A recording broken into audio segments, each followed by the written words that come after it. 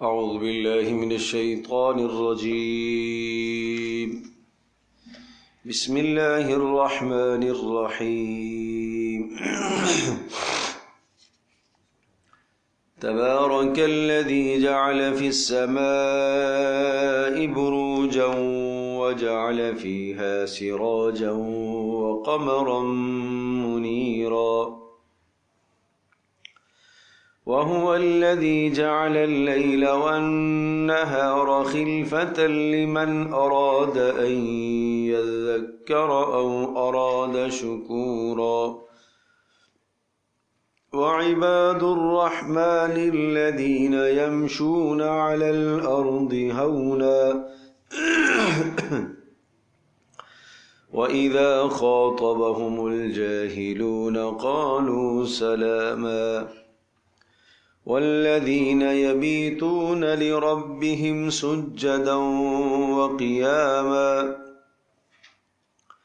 والذين يقولون ربنا اصرف عنا عذاب جهنم إن عذابها كان غراما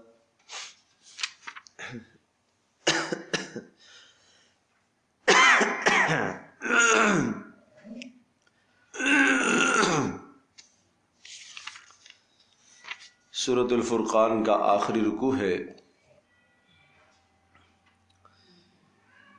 آپ کو یاد ہوگا عرض کیا تھا کہ اس سورہ مبارکہ کا جو مضمون ہے وہ یہ ہے کہ تمام کی تمام برکات اور خیریں اللہ کی جانب سے ہیں. تو اسی بنیادی اور مرکزی مضمون کا یہاں اعادہ کیا گیا ہے. تبارک الذی جعل فی السماء بروجا، بابرکت ہے وہ ذات، الذی جعل فی السماء بروجا، جس نے آسمان میں بڑے بڑے برج پیدا کیے. بروج برج کی جمع ہے، اور برج بڑے بڑے ستاروں سیاروں کو بھی کہا جاتا ہے.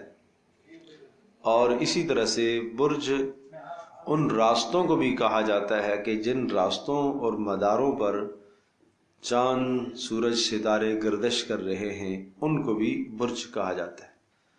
اور بھی بہت سارے معنی مفسرین نے لکھے ہیں، لیکن یہ دو معنی آپ ذہن نشین فرما لیجئے کہ یا تو برج سے مراد بڑے بڑے ستارے سیارے ہیں، اور یا برج سے مراد وہ راستے جن راستوں میں جو ہے وہ ستارے اور سیارے گردش کر رہے ہیں وہ مراد ہیں. تو دونوں باتیں مراد ہو سکتی ہیں. بابرکت ہے وہ ذات الذی جعل فی السماء بروجا، جس نے آسمان میں بڑے بڑے ستارے پیدا کیے ہیں، یا جس نے آسمان میں ستاروں کے راستوں کو پیدا کیا ہے، وہ ذات بڑی بابرکت ہے. دونوں معنی ہو سکتے ہیں. وجعل فیہا سراجا وقمرا منیرا، اور مزید یہ کہ اس نے بنا دیا فیہا آسمان میں سراجن چمکتا ہوا چراغ، روشن چراغ، وقمرا منیرا، اور اس نے بنایا چاند منیرن روشن، روشنی والا چاند. چاند کے ساتھ منیر یعنی وہ روشنی جو کسی دوسرے سے حاصل کی گئی ہے، چونکہ چاند کی روشنی وہ سورج سے حاصل کی گئی ہے. اس لیے وَهُوَ الَّذِي جَعَلَ اللَّيْلَ وَالنَّهَارَ خِلْفَةً لِمَنْ أَرَادَ أَنْ يَذَّكَّرَ أَوْ أَرَادَ شُكُورًا. اللہ تبارک تعالیٰ وہ ذات ہے جس نے بنایا رات کو اور دن کو خلفتاً، ایک دوسرے کے آگے پیچھے. معنی یہ ہوا کہ رات جیسے ہی ڈھلتی ہے تو دن شروع ہو جاتا ہے، اور دن جیسے ہی غروب کو ہوتا ہے تو رات شروع ہو جاتی ہے. کوئی رات اور دن کے درمیان میں ٹکراؤ اور تعارض نہیں ہے. اس کو ایک اور جگہ پر اللہ تبارک تعالیٰ نے سورہ بنی اسرائیل میں اور وضاحت کے ساتھ ذکر فرمایا. وَجَعَلْنَا اللَّيْلَ وَالنَّهَارَ آیَتَيْنِ، دن اور رات کو ہم نے دو نشانیاں بنایا. فَمَحَوْنَا آیَةَ اللَّيْلِ، رات کی نشانی کو ہم نے دھیما کر دیا. وجعلنا آیۃ النہار مبصرا، اور دن کی نشانی کو ہم نے روشن کر دیا، لتبتغوا فضلا من ربکم، تاکہ تم اپنے پروردگار کا فضل تلاش کرو، یعنی روزی تلاش کرو۔ رات کو دھیما اس لیے بنا دیا تاکہ رات کے اندر آپ آرام کر سکو، سکون کر سکو۔ ہر چیز رات کے اندھیرے میں، تاریکی میں اپنے اپنے گھر کو اور اپنی اپنی آرام گاہ، رہائش گاہ کی طرف منتقل ہو جاتی ہے اور جا کر چھپ جاتی ہے۔ یہ رات کا مقصد ہے، اور دن کا مقصد معاش کو اختیار کرنا، روزی کے اسباب کو تلاش کرنا، یہ دن کا مقصد سمجھایا۔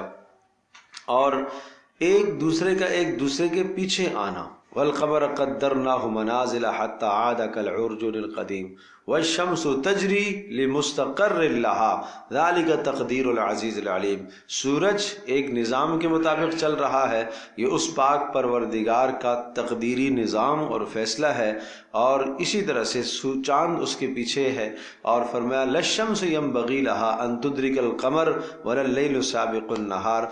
کبھی ایسا نہیں ہو سکتا کہ سورج چاند کے نظام میں مداخلت کرے یا چاند سورج کے نظام میں مداخلت کرے۔ مثال کے طور پر 12 گھنٹے کا دن، 12 گھنٹے کی رات ہے مثال کے طور پر، تو یہ نہیں ہو سکتا کہ آج اچانک ایک دن جو ہے وہ رات 2 گھنٹے بڑھ جائے، دن 2 گھنٹے کم ہو جائے۔ کبھی ایسا نہیں ہو سکتا کہ وہ جو نظام اللہ کا مقرر کردہ ہے، کتنا کتنا روزانہ بڑھنا ہے، کتنا کتنا روزانہ گھٹنا ہے، اسی حساب سے اللہ تبارک و تعالیٰ کا نظام چل رہا ہے، اس میں کوئی تغیر تبدل نہیں ہے۔ کہا یہ اللہ کی قدرت کی بہت بڑی نشانی جو روزانہ ہر انسان دیکھتا ہے۔ تو اس لیے فرمایا کہ جعلنا اللیل والنہار، اور ہم نے رات اور دن دونوں کو ہم نے اس طرح سے کر دیا ہے، جعل اللیل والنہار، رات اور دن کو خلفۃ لمن اراد، ایک دوسرے کے آگے پیچھے آتا ہوا، لمن اراد ان یذکر او اراد شکورا، یہ اس شخص کے لیے جو نصیحت حاصل کرے یا اس شخص کے لیے جو اللہ کا شکر ادا کرنا چاہے۔ پتہ یہ چلا کہ دن کے نکلنے پر بھی اللہ کا شکر ادا کرنا چاہیے۔ رسول اکرم صلی اللہ تعالی وسلم کی دعاؤں میں ایک دعا ہے، الحمدللہ الذی، ساری تعریفیں اس پاک پروردگار کے لیے، اقالنا یومنا ھذا ولم یہلکنا بذنوبنا، جس نے ہمیں ایک دن اور عطا فرما دیا، ایک دن اور ہمیں دے دیا، ہمارے گناہوں کی وجہ سے ہمیں ہلاک نہیں کیا ہے۔ تو یہ دعا کرنے کی ہے۔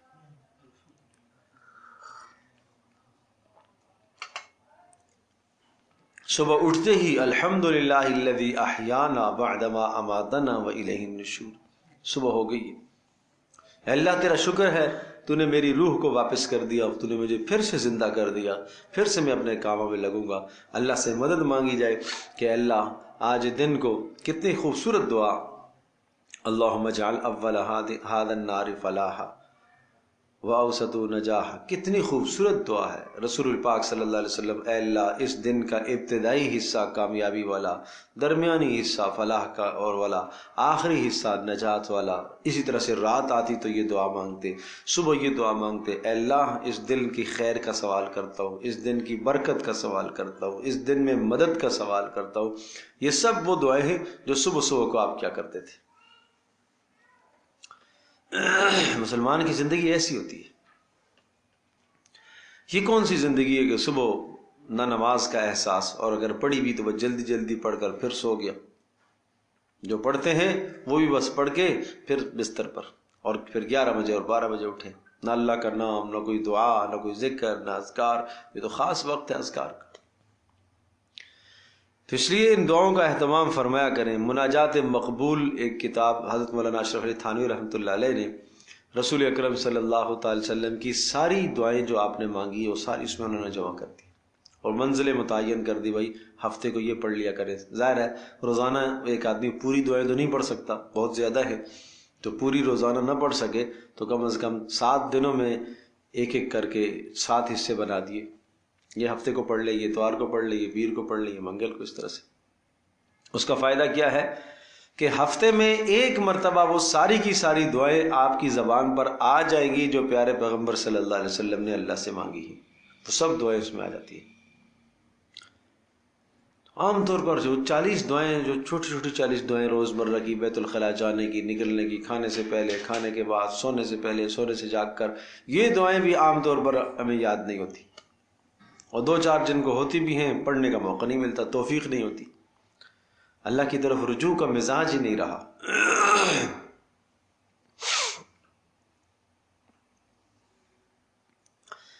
تو یہ دیکھیے لمن اراد ان یذکر، یہ اس شخص کے لیے نصیحت ہے جو نصیحت ہے، یہ لمن ارادہ، یہ دن رات کا بدلنا یہ اس شخص کے لیے ہے جو نصیحت حاصل کرنا چاہیے، یہ دلائل اس شخص کے لیے ہیں جو دلائل سمجھنا چاہے، او اراد شکورا، یا شکر ادا کرے، یہ نعمتیں ہیں، دن رات کا آنا یہ بڑی نعمتیں ہیں، سورج اور چاند کا نظام اور ستاروں کا نظام یہ انسان کے لیے بڑی نعمتیں ہیں۔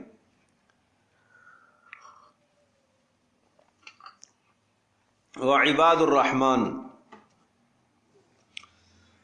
آگے بڑا اہم مقام آ رہا ہے، اور یہ اللہ کے مقرب بندے، خاص الخاص بندے، ان کی صفات یہاں ذکر ہیں کہ اللہ کے خاص الخاص بندے کون ہیں، جن بندوں کو اللہ تبارک و تعالیٰ اپنی طرف منسوب کر رہا اور ان کو اپنی طرف منسوب کر رہا ہے، اور ان بندوں پر فخر کر رہا ہے کہ یہ میرے بندے ہیں۔ بندے تو سارے کے سارے اللہ ہی کے ہیں، سب اللہ ہی نے بنائے ہیں، لیکن کچھ لوگ ایسے ہیں جو اللہ کے بہت مقرب ہیں، جو اللہ کے بہت ہی قریبی ہیں، اور ایسوں پر اللہ تبارک و تعالیٰ کو رشک اللہ پاک فخر کر رہا ہے، ایسے بندوں پر ملائکہ کے سامنے تذکرہ کرتا ہے ایسے بندوں کا کہ دیکھو یہ کتنے میرے مقرب بندے ہیں، کتنے خاص الخاص بندے ہیں، کیا صفات ہیں۔ وعباد الرحمن، اور رحمان کے بندے، یہ عباد لوگ نام رکھ لیتے ہیں، عباد تو جمع ہے نا، عباد الرحمن، عباد اللہ کہتے ہیں قرآن سے ہم نے نام نکالا، نہیں، اس کو عباد کے بجائے عباد کہنا چاہیے، عباد، عباد ایک، اور عباد بہت سارے بندے، تو یہاں پر بہت ساروں کی بات ہے نا، عباد الرحمن، تو لفظ عباد ایک آدمی کا اگر نام رکھنا ہے تو پھر آپ عباد رکھیں، نہیں عباد نہیں رکھیں، عباد، عین کے زبر اور با کے اوپر شد ہوگی، عباد، وہ مبالغے کا صیغہ ہو جاتا ہے، مبالغے کا لفظ ہو جاتا ہے، مانا بہت زیادہ اللہ کی بندگی کرنے والا، اور عباد الرحمن کا معنی اللہ کی بندگی کرنے والے، تو آپ خود سوچیں کہ یہ معنی تو درست نہیں بنے گا نا، اس لیے کہ وہ تو ایک ہے جس کا ہم نام رکھ رہے ہیں، تو عباد الرحمن کوئی نام نہیں بنے گا، عباد الرحمن بہترین نام ہے، اچھا نام ہے۔ وعباد الرحمن، اور رحمان کے بندے، الذین یمشون علی الارض ہونا، جن کی پہلی صفت تواضع ہے، اللہ اکبر، پہلی صفت تواضع، الذین یمشون، جو چلتے ہیں، علی الارض، زمین پر، ہونا، عاجزی کے ساتھ، عاجزی کے ساتھ زمین پر چلتے ہیں، ولا تمش فی الارض مرحا، حضرت لقمان نصیحت کر رہے ہیں، زمین پر اکڑتے ہوئے مت چلا کرو، زمین پر اکڑتے ہوئے مت چلا کرو، ان اللہ لا يحب كل مختال فخور، اللہ متکبر کو پسند نہیں کرتا، اکڑ کر مٹک کر چلنے والے کو اللہ پسند نہیں کرتا، تو اٹک کر مٹک کر چلنا، تکبرانہ انداز سے چلنا، یہ انداز کوئی اچھا نہیں ہے، مردوں کو قدم اٹھا کے چلنا، بہت تیز رفتار بھی نہ ہو، بہت دھیمی رفتار بھی نہ ہو، حضرت عمر رضی اللہ تعالیٰ نے ایک آدمی کو دیکھا بہت دھیمے خرامے چل رہا ہے، درہ اٹھا لیا، تم بیمار ہو؟ نہیں، معذور ہو؟ نہیں، پھر یہ کیسے چلنا؟ آئندہ کے لیے ایسے چلے تو ماروں گا، پٹائی کروں گا، سیدھے ہو کے چلو، سمجھے بھائی؟ تو مرد کی طرح چلنا، پیارے پیغمبر صلی اللہ تعالی وسلم کے چلنے کا جو انداز احادیث میں نقل کیا گیا، کیا خوب انداز تھا، ایسے جمع کے آپ قدم رکھتے تھے، اور قدم اٹھا کے چلتے تھے، گھسیٹ کے نہیں چلتے تھے، قدم اٹھا کے، اور پوری طاقت کے ساتھ قدم کو اٹھاتے تھے، جیسے کیچڑ میں آدمی کا قدم پھنس جاتا ہے تو آدمی ذرا طاقت سے اس کو کھینچتا ہے، اس طرح سے قدم اٹھاتے تھے آپ۔ سامنے کی طرف جھک کے چلتے تھے.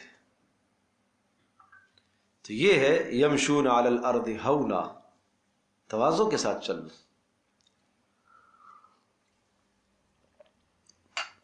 آپ علیہ السلام نے فرمایا راستوں میں مت بیٹھا کرو، راستوں میں نہ بیٹھا کرو. صحابہ نے کہا اللہ کے رسول مجبوری ہو تو. اب اس زمانے میں یہ تھا کہ گھر ایسے تو نہیں تھے جیسے آج گھر ہیں، بڑے بڑے گھر ہیں، بیڈ روم الگ ہے، ڈرائنگ روم الگ ہے، ٹی وی لاؤنج الگ ہے، فلاں روم فلاں روم فلاں روم سب ہے. اس زمانے میں بہت چھوٹے چھوٹے کمرے ہوتے تھے. اب ایک آدمی آیا ہے، خصوصی کوئی بات کرنی ہے، کوئی مشورہ کرنا ہے، آپ سے کوئی لین دین ہے، تو عام طور پر باہر بیٹھ جاتے تھے، گھر سے باہر کہیں چوراہے میں، چوک میں، گلی میں بیٹھ جاتے تھے. مہمان نوازیاں بھی ہوتی تھی، لیکن گھروں کی تنگی کی وجہ سے اس طرح سے بیٹھنے کا رواج تھا. آج کل تو ٹائم پاس کرنے کے لیے گھر سے باہر بیٹھ جاتے ہیں. تو آپ نے ارشاد فرمایا اگر ضروری ہے تو پھر راستوں کا حق ادا کیا کرو. کہا پھر راستوں کا کیا حق ہے؟ کہا گزرنے والے کو سلام کیا کرو، یہ حق ہے. نظروں کو نیچا رکھا کرو، یہ حق ہے. کسی تکلیف دہ چیز کو سامنے دیکھو، اس کو ہٹا دیا کرو، یہ پھر راستوں کے حق ہے. یہ سب تواضع اور عاجزی اور انکساری میں آتا ہے، چلنا عاجزی کے ساتھ. اور یہ یاد رکھیے گا اس سے چلنا صرف مراد پیدل چلنا نہیں ہے، سواری پر چل رہا ہے. تو آج کل تو جوانوں کو آپ دیکھتے ہیں جب موٹر سائیکل پر سوار ہوتے ہیں تو ایسا لگتا ہے ہوائی جہاز پہ چل رہا ہے. اللہ کے بندو کتنی اذیت ہے، کتنی اذیت ہے. وہ ایک تیز سے جب ریس دیتا ہے تو قریب جس گھر کے پاس سے گزر رہا ہے اس کی نیند خراب، اس کا آرام خراب، پھر ایک دم سے ہارن جہاں چاہے مرضی ہے دبا کے ہارن بجا دیا. یہ اخلاق تھوڑی ہے، تو بد اخلاقی کی زندگی ہے. تو اس چیز سے اپنے آپ کو بچانا چاہیے. بچوں کی بھی تربیت کرو، بیٹا روڈ پر بھی اہتمام کے ساتھ، وقار اور سنجیدگی کے ساتھ چلو. دور سے نظر آ جاتا ہے ایک وہ بچہ، وہ جوان جو کسی پڑھے لکھے، کسی اچھے تربیت یافتہ گھرانے کا جوان ہے، وہ ڈرائیو کرتے ہوئے اور ایک عام لفنگا، دونوں میں بہت بڑا فرق نظر آتا ہے. جلد بازی کیا ہے؟ تو اس لیے ان چیزوں سے بچنا چاہیے. یہ اپنے بچوں کو سمجھانا چاہیے. یمشون علی الارض ہونا، رحمان کے خاص بندے ہیں جو زمین پر چلتے ہیں تواضع کے ساتھ، عاجزی کے ساتھ، اکڑ کر نہیں چلتے. راستے کا حق چھوڑتے ہیں، دوسرے کا حق چھوڑتے ہیں. راستہ اس کا ہے، وہ اس کا حق چھوڑو. سارا راستہ قبضہ کیا ہوا ہے، یہ کوئی ٹھیک تھوڑی ہے. راستے میں جہاں چاہ پارکنگ کر دی، یہ کوئی اچھا ہے؟ کمال ہے. راستے کو خراب کر دیا، گھر سے باہر جناب کیا کیا ہے، وہ پانی چھوڑ دیا. اپنے گھر صاف کر رہے ہیں، سارا روڈ خراب ہو رہا ہے. یہ سب چیز دیکھنے کی. نمبر 2، اسی کے ضمن میں یمشون علی الارض ہونا، اسی کے ساتھ ایک اور خوبی ہے، وَإِذَا خَاطَبَهُمُ الْجَاهِلُونَ قَالُوا سَلَامًا. گفتگو کیسی ہوتی ہے؟ جب کسی جاہل سے مخاطب ہوتے ہیں تو سلامتی کی بات کہہ دیتے ہیں. مطلب یہ ہے کہ اگر کوئی آدمی ان سے الجھنے کی کوشش کرتا ہے تو یہ الجھتے نہیں ہیں، الجھاوے کا جواب سلجھاوے سے دیتے ہیں.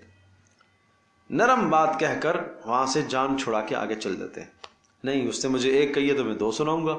نہیں، یہ عباد الرحمان کا کام نہیں ہے کہ ایک کے بدلے میں 2، اینٹ کا جواب پتھر سے. وہ عباد الرحمان کا کام یہ نہیں ہے. عباد الرحمان کا کام یہ ہے اذا سمعوا اللغو اعرضوا عنه وقالوا لنا اعمالنا ولكم اعمالكم سلام علیکم لا نبتغي الجاہلین. جب بیہودہ بات کو سنتے ہیں تو اعراض کر لیتے ہیں، کنارہ کشی اختیار کر لیتے ہیں. بیہودگی کا جواب بیہودگی سے نہیں دیتے اور کہتے ہیں لنا اعمالنا ولکم اعمالکم، بھائی ہمارے اعمال ہمارے لیے، تمہارے اعمال تمہارے. ہم اس قسم کی جہالت والے کام نہیں کرتے. تو ہر جگہ کوئی جواب دینا ہی بہادری نہیں ہے، جواب کو چھوڑ دینا یہ بھی تو بہادری ہے نا. غصہ آیا ہے، گالی کی بات آئی ہے، اس کو روک دینا یہ بھی بہادری ہے. اور بڑی بہادری تو یہی ہے، رسول پاک صلی اللہ تعالی وسلم نے اس کو بہادری کہا ہے. لیس الشدید بالسرعہ، بہادری یہ نہیں ہے کہ کسی کو تم نیچے زیر کر دو. بہادری یہ ہے الذی یملک نفسہ عند الغضب، غصے کے وقت اپنے نفس پر قابو پا لے، یہ بڑی بہادری ہے. کسی نے بری بات کہہ دی، غصہ آیا، بہت کچھ کہہ سکتا تھا لیکن نفس کو دبا لے، یہ بھی بہادری ہے۔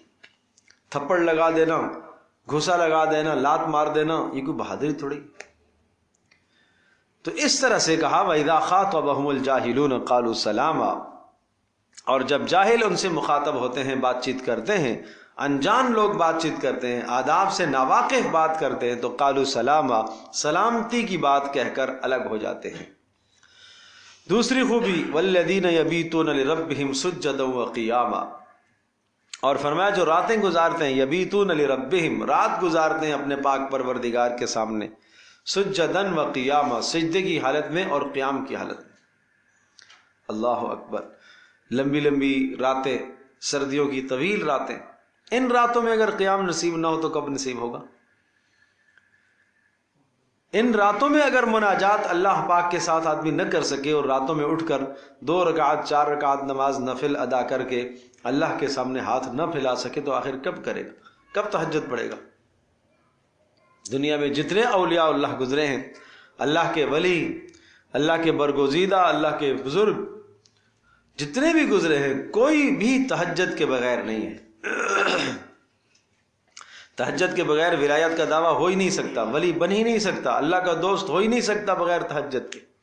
اس لیے اللہ نے اپنے خاص بندوں کی نشانی ذکر فرمائی ہے، یبیتون لربہم، رات گزارتے ہیں اپنے رب کے سامنے سجدے میں اور قیام میں۔ رات گزارتے ہیں تو سوتے بھی ہوں گے لیکن کچھ سوتے ہوں گے، زیادہ وقت ان کا گزرتا ہے رات میں اللہ کے سامنے۔ یا ایھا المزمل قم اللیل الا قلیلا، اللہ پاک نے اپنے رسول اکرم صلی اللہ علیہ وسلم کو حکم دیا ساری رات قیام کیجیے، ساری رات نہیں تو قلیل کم کر لے، آدھی کر لیجئے، اب انقص منہ قلیلا، ثلث 1/3 کر لیجئے، 1/4 کر لیجئے، 1/3 جو ہو سکے۔ دوسرے رکوع میں فرمایا علم ان سیکون منکم مرضی وآخرون یضربون فی الارض وآخرون یقاتلون فی سبیل اللہ، اللہ خوب جانتا ہے تم میں سے بعض بیمار ہوں گے، بیمار فرض بڑی مشکل سے پورا کرتا ہے، اور بعض تم میں سے مسافر ہوں گے، سفر میں فرض نماز بھی کم ہو جاتی ہے، وآخرون یقاتلون فی سبیل اللہ، اور بعض دینی مشغولیت قتال فی سبیل اللہ میں مشغول ہوں گے۔ 3 اعذار ذکر فرمائے، بیماری، سفر، قتال، یعنی دینی مصروفیت۔ اس کے باوجود بھی فقرؤوا ما تیسر من، پھر بھی کچھ نہ کچھ رات کو قرآن ضرور پڑھا کرو تہجد۔ خلاصی ان کو بھی نہیں دی ہے۔ یہی وجہ کہ آپ علیہ السلام سفر حضر میں ہمیشہ تہجد کا اہتمام فرماتے تھے۔ وَمِنَ اللَّيْلِ فَتَهَجَّدْ بِهِ نَافِلَةً لَكَ، اور رات کا حصہ وہ ہم نے آپ کو اضافی عبادت دی ہے۔ عَسَىٰ أَن يَبْعَثَكَ رَبُّكَ مَقَامًا مَحْمُودًا، اس اضافی عبادت کی وجہ سے اللہ پاک آپ کو مقام محمود تک پہنچائے گا۔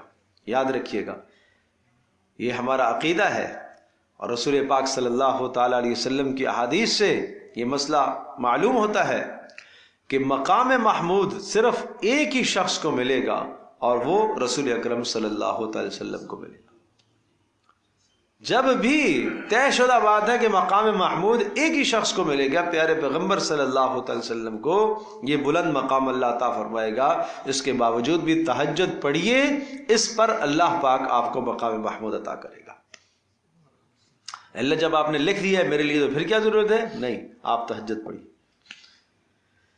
جو آدمی تہجد کا اہتمام کرے گا، یہ تو رسول پاک صلی اللہ علیہ وسلم کے لیے اللہ ان کو مقام محمود عطا کرے گا۔ امت میں سے جو آدمی تہجد کا اہتمام کرے گا، اللہ اس کو مقام محمود کے موقع پر رسول اکرم صلی اللہ علیہ وسلم کی شفاعت عطا کرے گا۔ اس کا اہتمام کرو تہجد کا، کچھ نہیں تو رات کو 2 رکعتیں تو پڑھ لیا کرو بھائی۔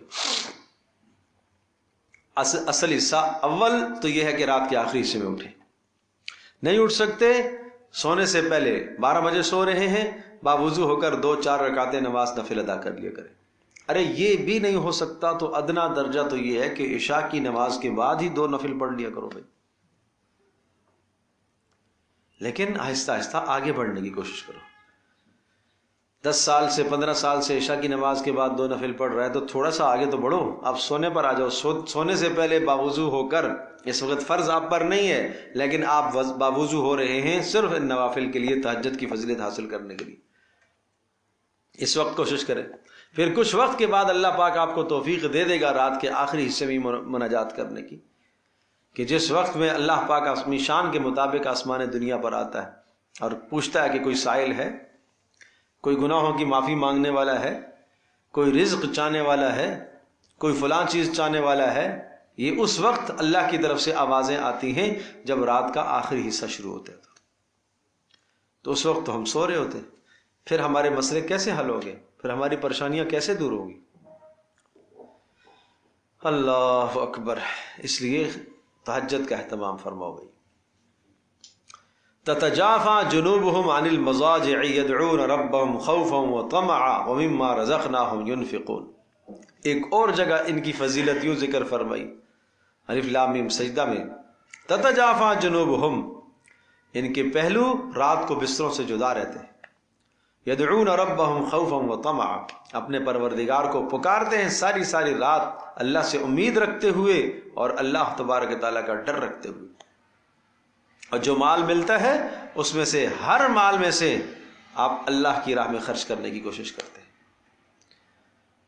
تو ایسوں کو کہا جائے گا قیامت کے دن اعددت لعبادی الصالحین ما لا عین رأت ولا اذن سمعت ولا خطر على قلب بشر فلا تعلم نفس ما اخفی لهم من قرۃ اعین۔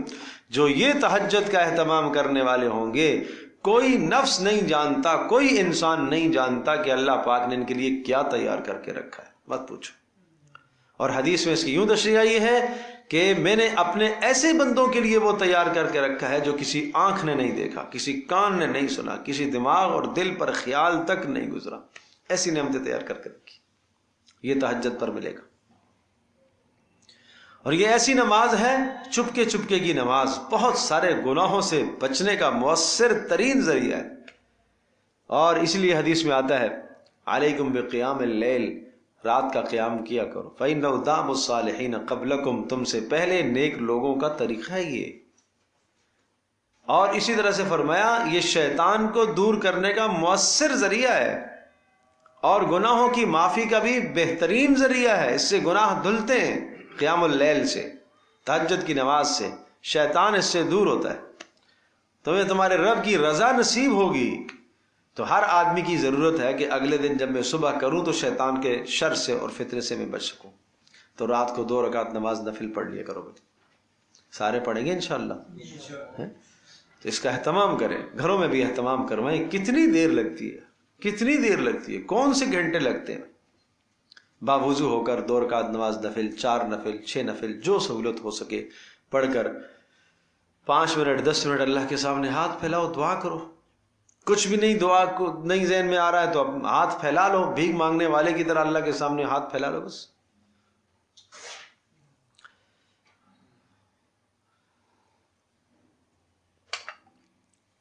والذین یبیتون لربہم سجدا وقیاما، فرمایا دوسری خوبی یہ ہے کہ اپنے پروردگار کے سامنے سجدے میں رہتے ہیں، قیام میں رہتے ہیں۔ تیسری خوبی والذین یقولون ربنا اصرف عنا عذاب جہنم، اور فرمایا یہ وہ لوگ ہیں یقولون جو یوں کہتے ہیں ربنا، اے ہمارے پروردگار، اصرف عنا عذاب جہنم، اے اللہ دور کر دیجئے ہم سے جہنم کا عذاب، اے اللہ ہم سے جہنم کا عذاب دور کر دیجئے۔ یہ کب مانگتے ہیں؟ دن میں، رات میں، ہم وقت یہ دعائیں کرتے ہیں۔ ان عذابها کان غراما، بے شک عذاب جہنم غرامن سخت ہے، سخت لازم ہو جانے والا ہے، غرام لازم ہونے والا۔ انہا ساعت مستقرا و مقاما، بے شک وہ بہت بدترین جگہ ہے اور بہت برا ٹھکانہ ہے۔ مستقر رہنے کی جگہ، مقام ٹھکانہ، بہت بدترین ٹھکانہ اور بدترین رہنے کی جگہ ہے جہنم۔ اللہ پاک ہم سب کی حفاظت فرمائے۔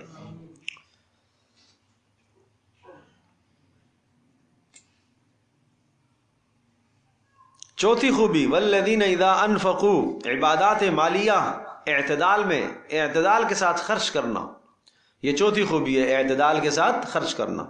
والذین اذا انفقوا، فرمایا جب وہ خرچ کرتے ہیں، لم یسرفوا ولم یقتروا، اسراف نہیں کرتے، لم یسرفوا اسراف نہیں کرتے، ولم یقتروا بخل نہیں کرتے. پھر کیا ہوتا ہے؟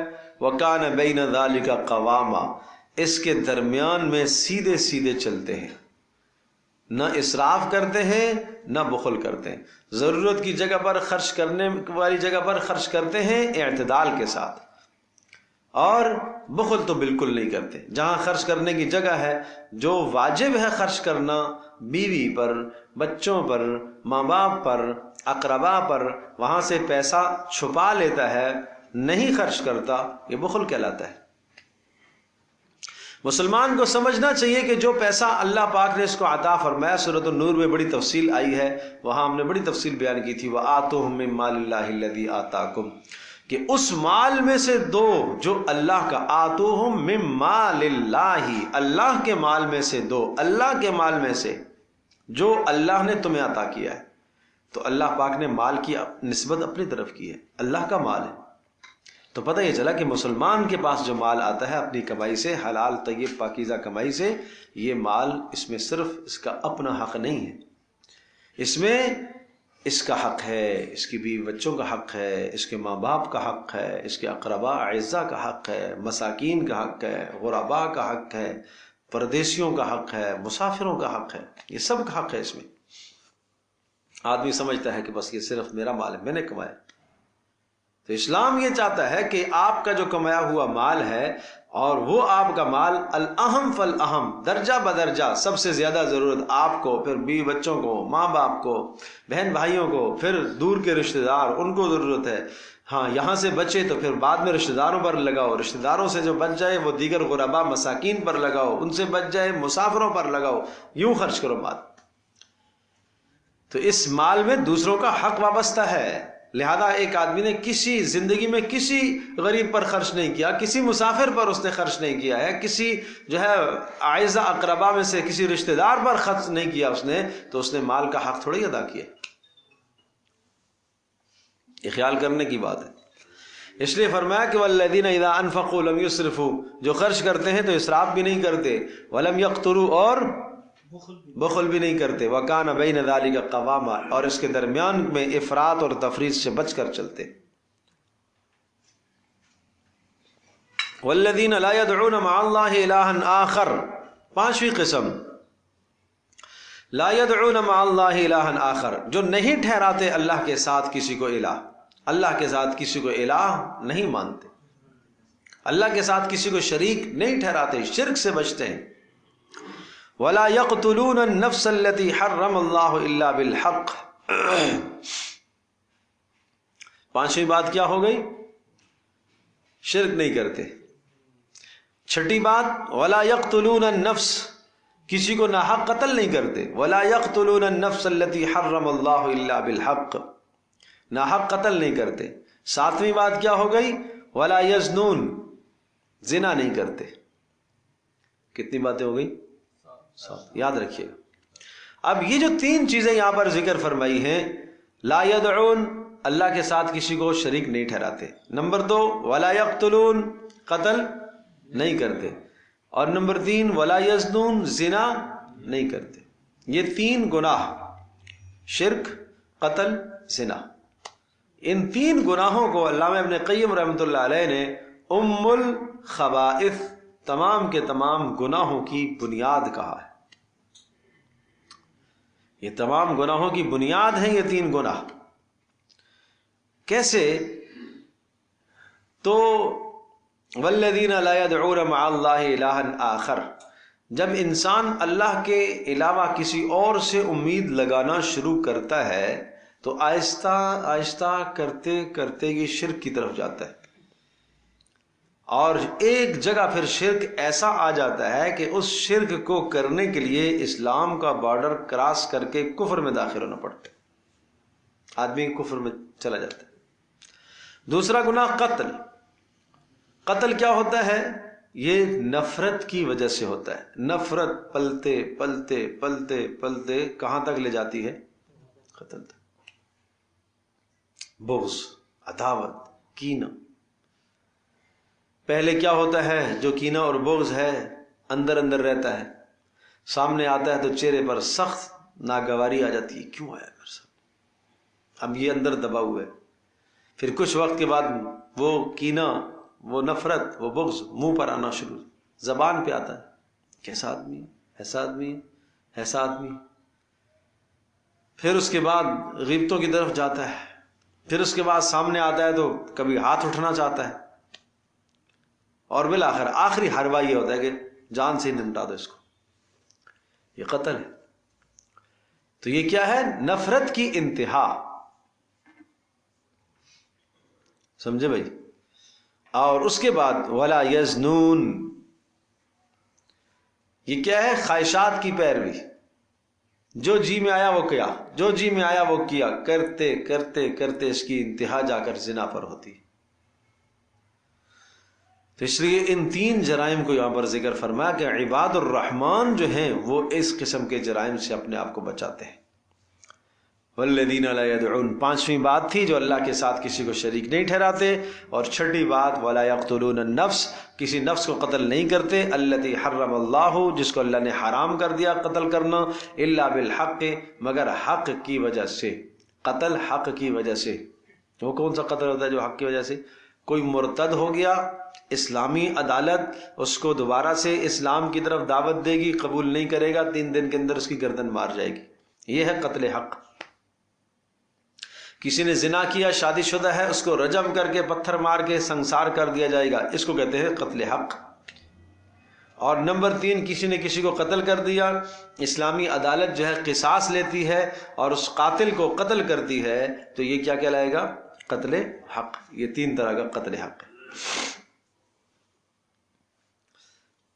وَمَن يَفْعَلْ ذَلِكَ يَلْقَ أَثَامًا، اور زنا بھی نہیں کرتے. وَمَن يَفْعَلْ ذَلِكَ يَلْقَ أَثَامًا، اور جس نے ایسا کیا اس نے بہت بڑا گناہ کمایا، بہت بڑا گناہ کمایا. يُضَاعَفْ لَهُ الْعَذَابُ يَوْمَ الْقِيَامَةِ، دگنا کر دیا جائے گا اس کے لیے عذاب قیامت کے دن. وَيَخْلُدْ فِيهِ مُهَانًا، اور اس میں ہمیشہ ہمیشہ رہے گا. إِلَّا مَن تَابَ، ہاں یہ 3 گناہ ذکر کیے نا، شرک، قتل، زنا. إِلَّا مَن تَابَ، کیا ان گناہوں سے توبہ ممکن ہے؟ ہاں ہاں. الا من تاب، جس نے توبہ کر لی. وعمل عملا صالحا، اور اس نے اپنے اعمال صالحہ کر لیا. وآمن، توبہ کرنے کے بعد آمن کا مطلب کیا ہوا؟ ایمان لایا. وہ ایمان تو پہلے سے لایا ہوا ہے، ایمان پر جم گیا، استقامت اختیار کی. وعمل عملا صالحا، اور نیک اعمال کرتا رہے. تو اگر توبہ کرنے کے بعد اپنی زندگی بدل دے، یہ مراد ہے وَعَمِلَ عَمَلًا صَالِحًا. توبہ کرنے کے بعد کیا کر لے؟ زندگی بدل لے. تو پھر کیا ہوگا؟ فَأُولَئِكَ يُبَدِّلُ اللَّهُ سَيِّئَاتِهِمْ حَسَنَاتٍ، اللہ پاک ایسوں کے گناہوں کو بدل دے گا نیکیوں سے. گناہوں کو بدل دے گا کس چیز سے؟ نیکیوں سے. کیوں؟ زندگی بدل دی ہے اس نے. اس لیے حدیث پاک میں آتا ہے کہ قیامت کے دن ایک شخص اللہ کے دربار میں لایا جائے گا اور اس کے گناہ دکھائے جائیں گے، چھوٹے چھوٹے گناہ اس کو دکھائے جائیں گے. یہ گناہ تو نے کیا ہے؟ جی کیا تھا. یہ کیا ہے تو نے؟ جی یہ بھی کیا تھا. یہ کیا ہے؟ جی یہ بھی کیا تھا. اللہ اکبر، اللہ اکبر. سب کچھ کھلے گا سامنے. پھر اللہ پاک فرمائیں گے ٹھیک ہے، تو نے توبہ کر لی تھی اور تو نے اپنی زندگی کو بدل دیا تھا، تو ان سب گناہوں کے بدلے میں تمہیں آج نیکیاں دوں گا. اور پھر وہ اللہ پاک سے کہے گا یا اللہ وہ فلاں گناہ میں نے کیا تھا وہ تو نظر نہیں آ رہا، وہ کہاں ہے؟ وہ ایک اور کیا تھا، وہ کہاں ہے؟ وہ ایک اور بھی کیا تھا میں نے، وہ کہاں ہے؟ پہلے تو چھپا رہا تھا کہ یار وہ ظاہر نہ ہو جائے، وہ ظاہر نہ ہو جائے. ابھی خود بولے گا اللہ وہ بھی کیا تھا، وہ بھی کیا تھا، وہ بھی کیا تھا. اللہ اکبر. تو یہ گناہ نیکیوں سے بدلتے ہیں کب؟ جب زندگی آدمی بدلے. توبہ کر کے اپنی زندگی بدل دے، اپنی پرانی زندگی کو چھوڑ دے.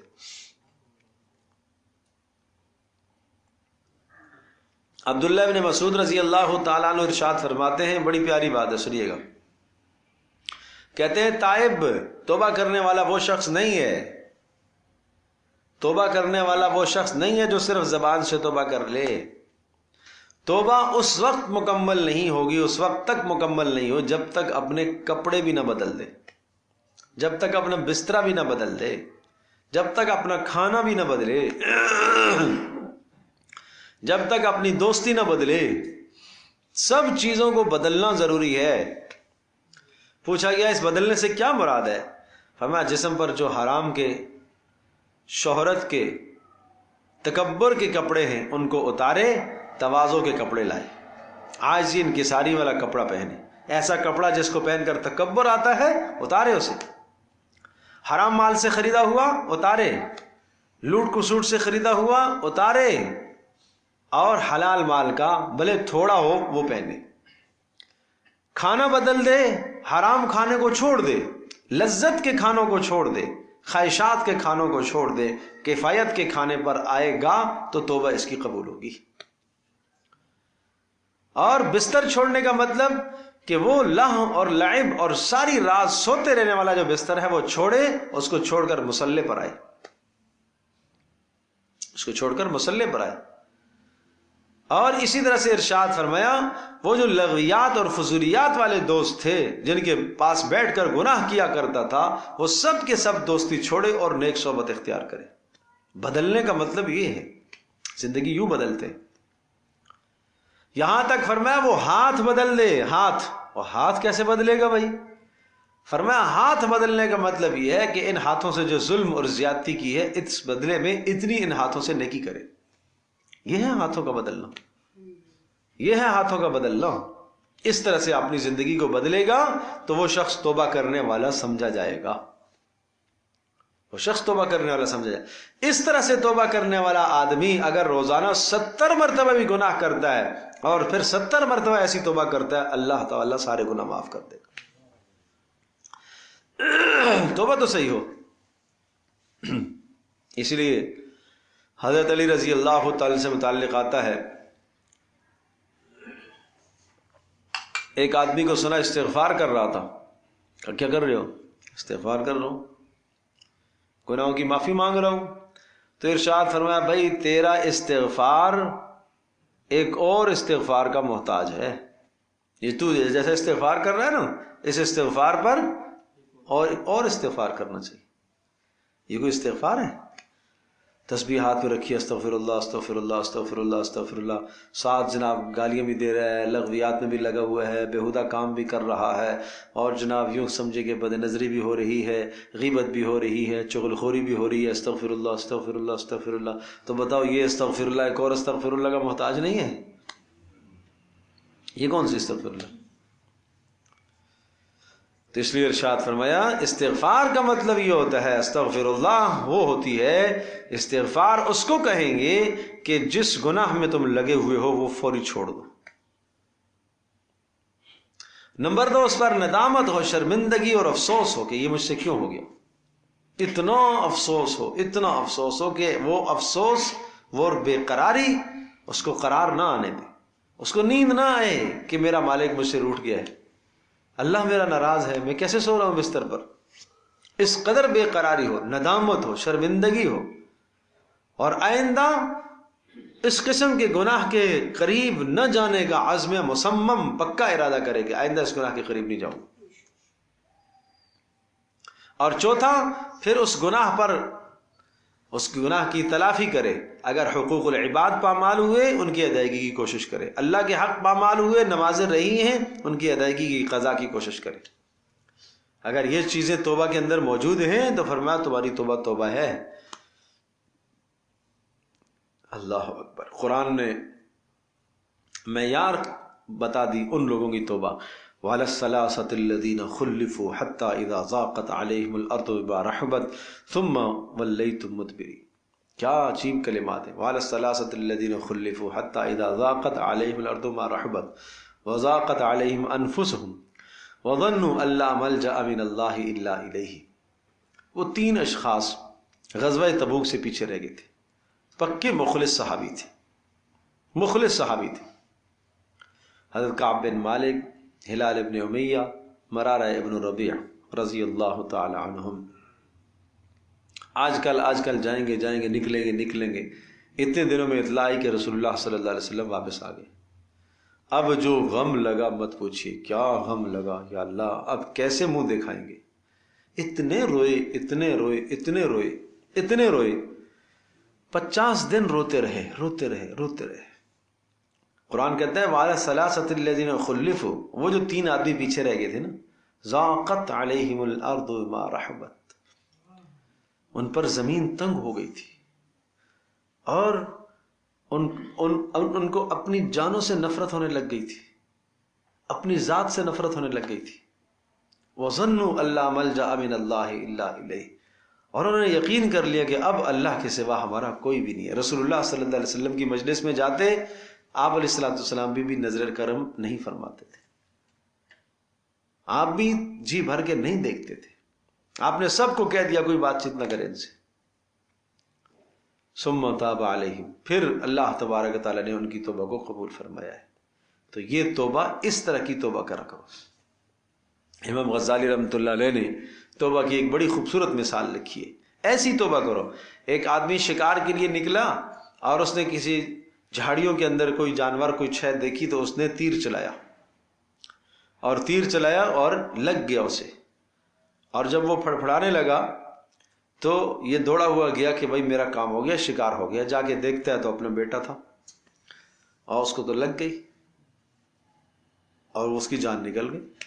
تو اب بتاؤ اس کو کتنی ندامت ہوگی کہ ہائے میں نے کیا کر دیا. فرمایا جس طرح سے اس کو ندامت ہے، اس سے زیادہ آدمی کو ندامت، شرمندگی، افسوس ہونا چاہیے گناہ پر. مجھ سے کیا ہو گیا، کیوں میں نے یہ گناہ کر لیا. سمجھے بھائی؟ تو یہ ہے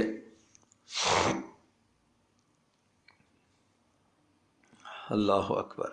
الا من تاب وآمن وعمل صالحا فاولئک یبدل اللہ سیئاتہم حسنات، ایسوں کے گناہوں کو اللہ پاک بدل دیتا ہے نیکیوں سے. وکان اللہ غفورا رحیما، اللہ بخشنے والا مہربان ہے. ومن تاب وعمل صالحا فانہ یتوب الی اللہ متابا، اور وہ شخص جو توبہ کر لے گا اور نیک عمل کرے گا اللہ تبارک تعالیٰ اس کی توبہ کو قبول کرتا ہے. فانہ یتوب الی اللہ، وہ اللہ کی طرف رجوع کرے گا، اللہ اس کی رجوع کو قبول کرے گا. کتنی صفات ہو گئی تھی؟ 8 ہو گئی تھی نا. والذین لا يدعون مع اللہ الہا آخر، نہیں یہ 5 تھی. ولا يقتلون النفس 6 تھی. ولا يزنون 7 ہو گئی تھی. نمبر 8 والذین لا يشهدون الزور، 8ویں یہ ہے. فرمایا لا يشهدون الزور، جھوٹی مجالس میں نہیں شریک ہوتے. لا يشهدون الزور، بیہودہ مجلس میں نہیں جاتے، بری صحبت میں نہیں جاتے، جھوٹی گواہی نہیں دیتے. شہادت زور، جھوٹی گواہی بدترین جرم ہے جھوٹی گواہی دینا. اس لیے قرآن مجید میں ایک جگہ پر نہیں کئی مقام پر اس مضمون کو ذکر فرمایا ہے. یا ایھا الذین آمنوا کونوا قوامین بالقسط شہداء للہ ولو علی انفسکم، صحیح گواہی دیا کرو چاہے اپنی ذات کے خلاف ہو. آج ہماری گواہیوں کا دار و مدار قرابت داری ہے. یہ میرا رشتہ دار ہے نا، اس لیے اس کے حق میں گواہی دینی ہی دینی ہے. یہ میرا دوست ہے، اس کے حق میں تو گواہی دینی ہی دینی ہے. یہ گواہی جھوٹی مت دو، مت جھوٹی گواہی دو.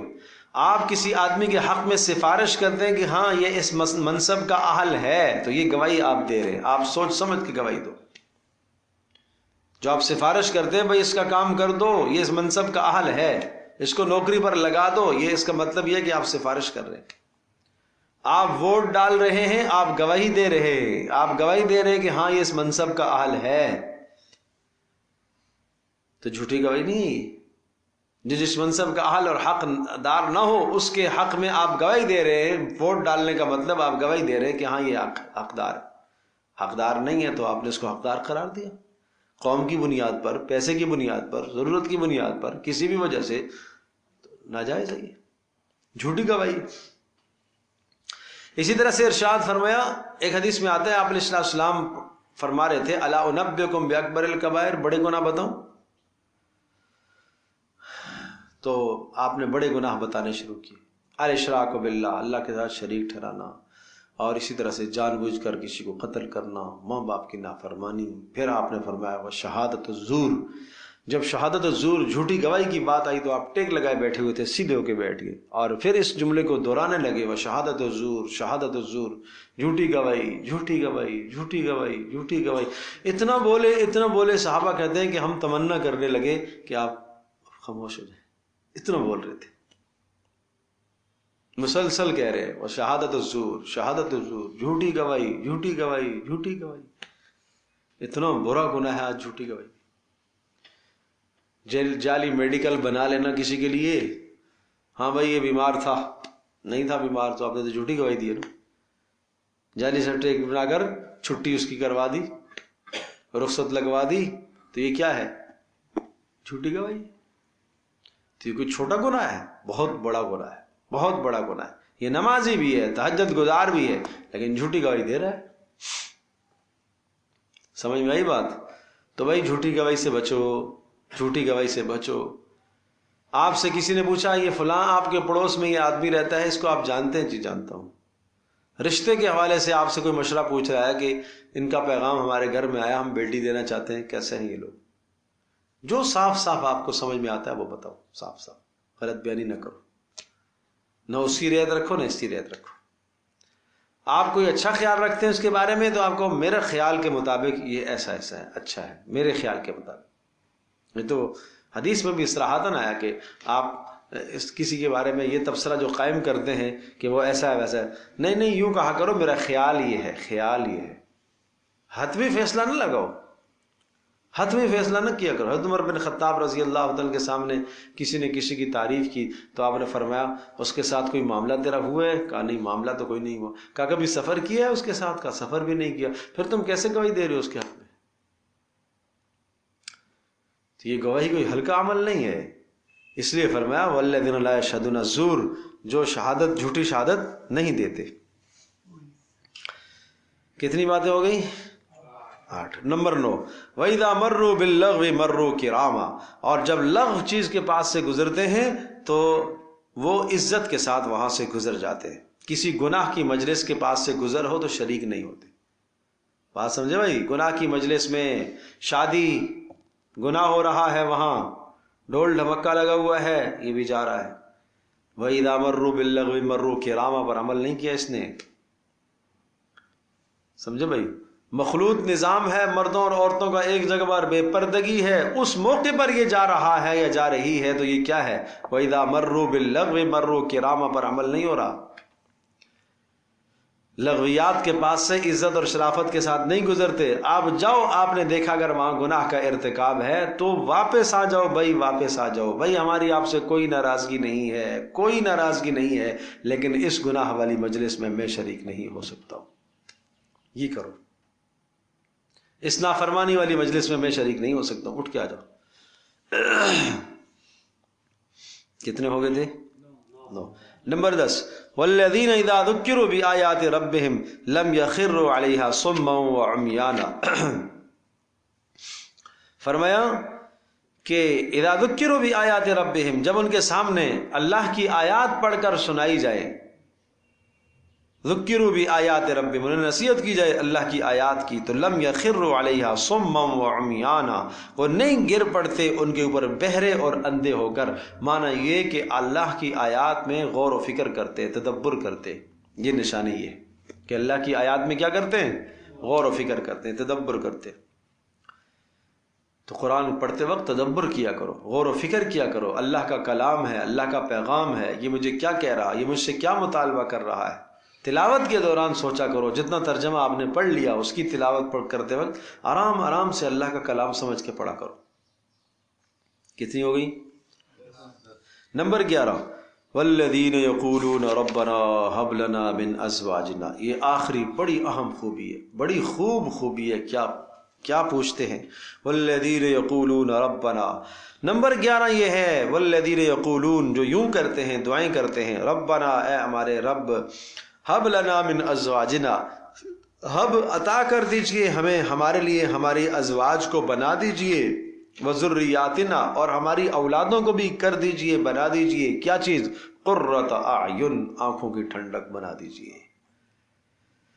ہماری اولادوں کو اور ہماری گھر والیوں کو کیا بنا دے؟ آنکھوں کی ٹھنڈک. یہ ازواج زوج کی جمع ہے، اور زوج عربی زبان میں دونوں کو کہتے ہیں، بیوی کو بھی شوہر کو بھی. سمجھے بھائی؟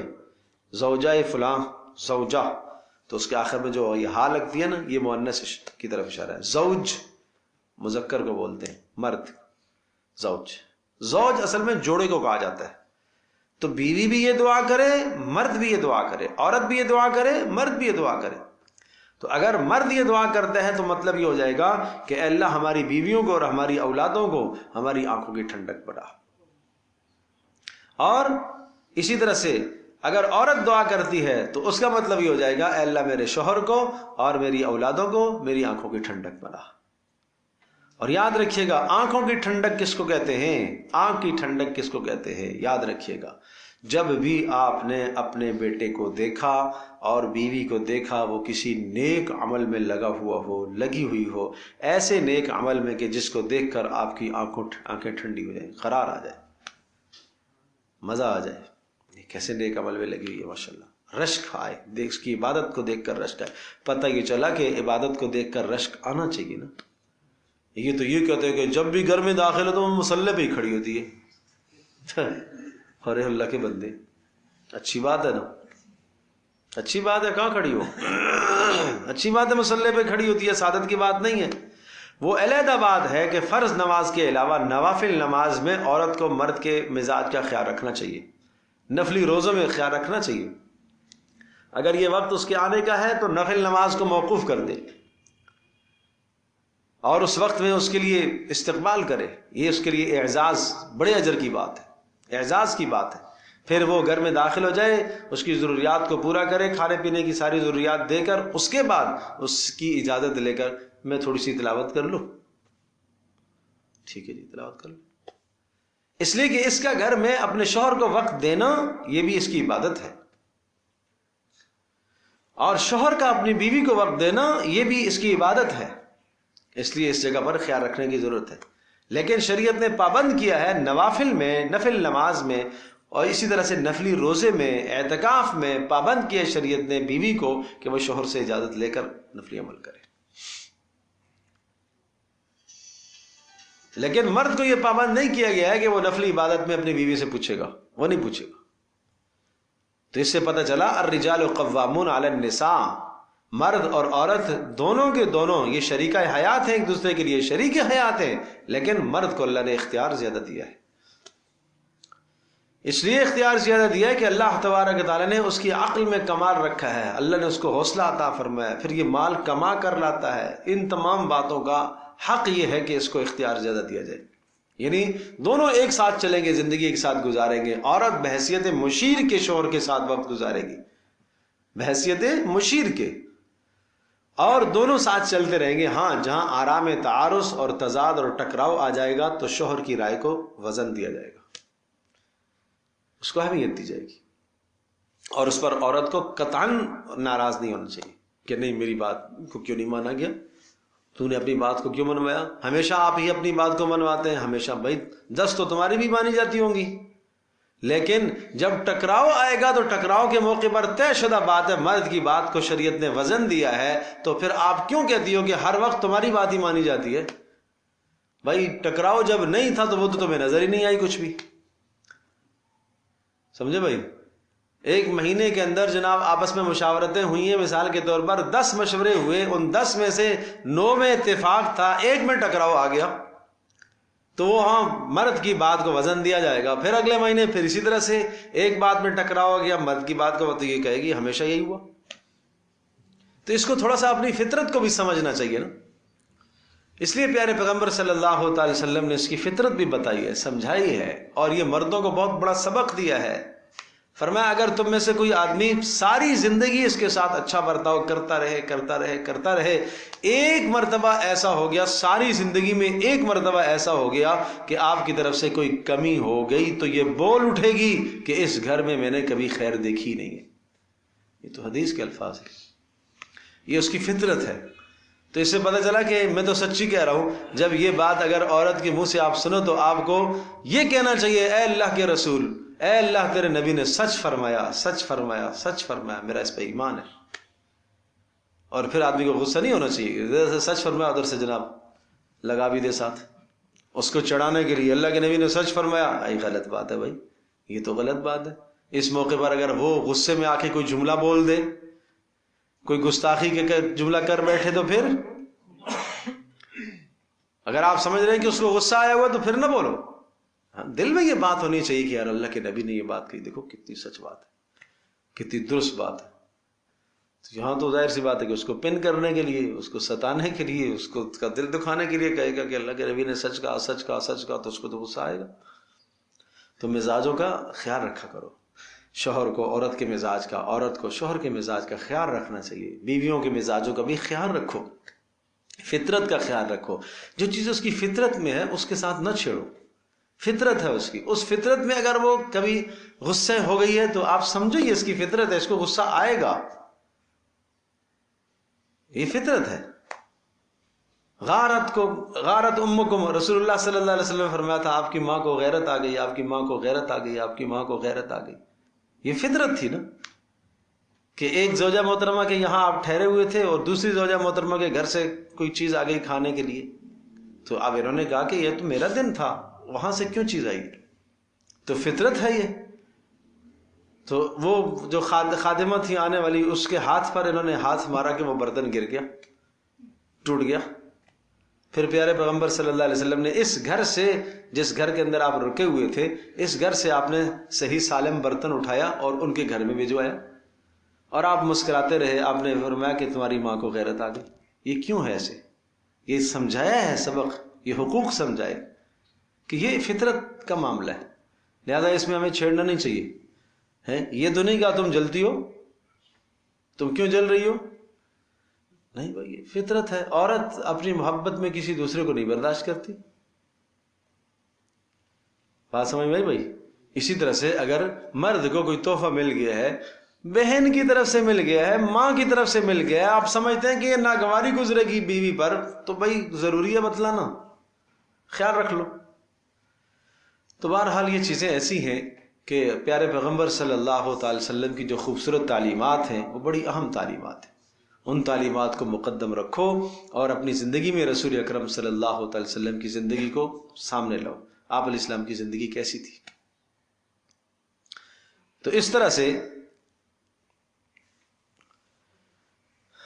یہ دعائیں کرتے ہیں، والذین یقولون ربنا ھب لنا من ازواجنا وذریاتنا قرۃ اعین، اور فرمایا وہ لوگ جو کہتے ہیں اے اللہ ھب لنا من ازواجنا، اے اللہ بنا دے ہماری بیویوں کو اور ہماری اولادوں کو آنکھوں کی ٹھنڈک، وجعلنا للمتقین اماما، اور اے اللہ متقیوں کا امام بنا دے ہمیں۔ سبحان اللہ، متقیوں کا امام بنا دے۔ چند ڈاکو جمع ہو گئے، ایک کو اپنا سردار بنائیں گے تو کس کو بنائیں گے؟ بڑے ڈاکو کو نا، ظاہر ہے بڑے ڈاکو کو ہی سردار بنائیں گے، تو چند متقی اگر جمع ہو جائیں وہ اپنا بڑا کس کو بنائیں گے؟ بڑے متقی کو۔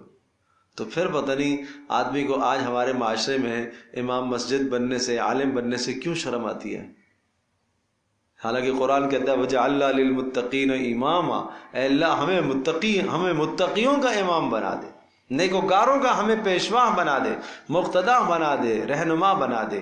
یہ لوگ دعائیں کرتے ہیں، کون؟ عباد الرحمن، رحمان کے بندے۔ تو یہ 11 صفات ہیں۔ میں کہا کرتا ہوں کہ یہ 11 صفات، یہ آیات آئینے کی طرح ہے، ان آیات کے سامنے اپنے آپ کو رکھو اور اپنی زندگی کا محاسبہ کرو، پرکھو کہ یہ صفات میرے اندر پائی جا رہی ہیں کہ نہیں آئی۔ اگر یہ صفات ساری موجود ہیں تو پھر میرا شمار بھی عباد الرحمن میں ہے، رحمان کے خاص بندوں میں پھر میرا بھی شمار ہوگا۔ اور پھر ان کا اعزاز اور عزت کیا ہے؟ اولئک یجزون الغرفۃ بما صبروا، اللہ تبارک تعالیٰ ان کو عطا کرے گا، یہ وہ لوگ ہیں جن کو عطا کیا جائے گا الغرفۃ، بڑے بلند و بالا خانے اور محلات جنت کے، بما صبروا، بس سبب اس کے کہ انہوں نے صبر کیا، دین پر استقامت اختیار کی، بیویوں کی کڑوی باتوں کو سنا، بیویوں نے شوہروں کی باتوں کو سنا، اور اسی طرح سے صبر کیا، زنا سے اپنے آپ کو روکا، قتل سے اپنے آپ کو روکا، شرک سے اپنے آپ کو روکا، دیگر جرائم سے اپنے آپ کو روکا، صبر کرتے رہے۔ وَيُلَقَّوْنَ فِيهَا تَحِيَّةً وَسَلَامًا، اور تلقین کیا جائے گا اور پیش کیا جائے گا ان کے سامنے تحیّتاً، زندگی کی دعا، اللہ آپ کو سلامت رکھے، سلامتی کی دعائیں، سلامتی کی دعائیں، زندگی کی دعائیں، خالدین فیہا، ہمیشہ ہمیشہ اسی نعمت میں رہیں گے۔ جنت میں جانے کے بعد یہ قلق رہ جائے گا کہ یہ نعمت چھنے گی تو نہیں، کہا نہیں، خالدین فیہا، ہمیشہ ہمیشہ، حسنت مستقرا و مقاما، وہاں پر پیچھے کیا تھا؟ جہنم، ساعت مستقر مستقرا و مقاما، بدترین ٹھکانہ، بدترین رہنے کی جگہ، یہ فرمایا سب سے بہترین خوبصورت رہنے کی جگہ اور ٹھکانہ۔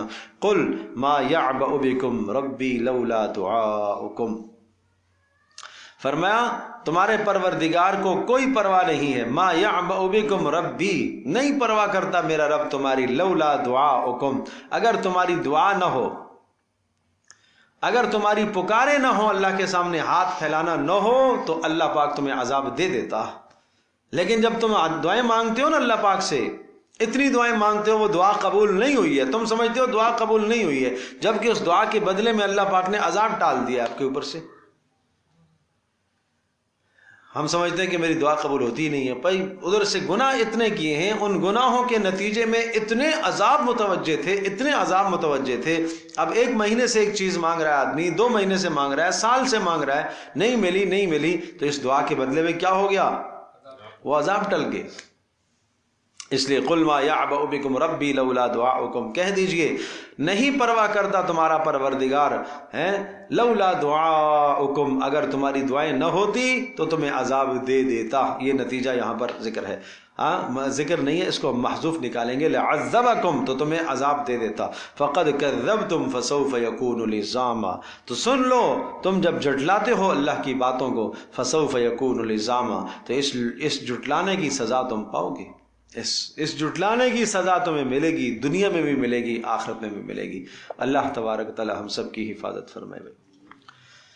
اگلی صورت انشاءاللہ اگلی نشست سے ہم شروع کریں گے، تو بس محنت کی بات ہے۔ یہ آیات بہت خوبصورت جو ہے آئینہ ہیں ہمارے لیے، ہم اپنی زندگی کا محاسبہ کر لیں اور یہ اپنے گھروں میں یہ 11 باتیں دیکھیں، بچوں میں اور بیویوں میں اور اسی طرح سے ماؤں بہنوں میں، سب میں یہ 11 باتیں، کس میں کتنی کتنی باتیں پائی جا رہی ہیں، ان کو لکھو، اپنے پاس محفوظ کرو اور زندگی ان آیات کے مطابق لانے کی کوشش کرو۔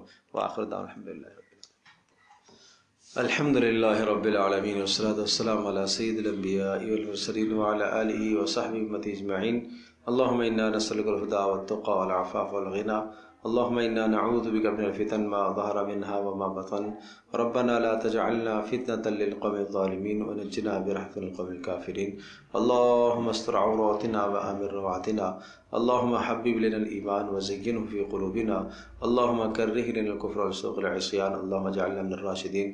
ربنا هب لنا من ازواجنا وذرياتنا قرة اعین واجعلنا للمتقین اماما، اللہم استر عوراتنا وآمن روعاتنا۔